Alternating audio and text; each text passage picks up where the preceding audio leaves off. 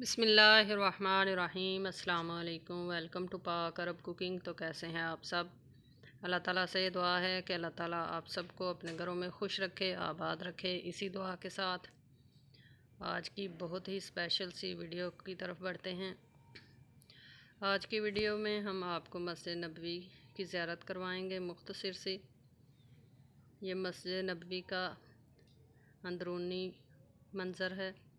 मौसम बहुत ही प्यारा था, इस वजह से ऊपर से छत जो है वो उसको खोल दिया गया है। जो हुज्जाज कराम या जो लोग उम्रा करके गए हैं उनको पता है कि मस्जिद नबवी की छत जो है इस तरह से ओपन कर दी जाती है। और मस्जिद नबवी में आप लोगों में से अगर कोई आया हो तो आप कमेंट बॉक्स में ज़रूर बताइएगा। और जो लोग नहीं आए, अल्लाह ताला उनको भी अपने घर की ज़ियारतें नसीब फरमाए। अल्लाह ताला उनको भी ये ख़ूबसूरत से मंज़र अपनी आँखों से देखना नसीब फरमाए। इंशाल्लाह आने वाली बहुत सी वीडियोस जो हैं वो हम हरम के मुतल्लिक़ ही बनाएंगे। इसके अलावा भी मदीना की मुख्तलिफ़ जगहों की वीडियोस जो है वो आपके साथ शेयर किया करेंगे।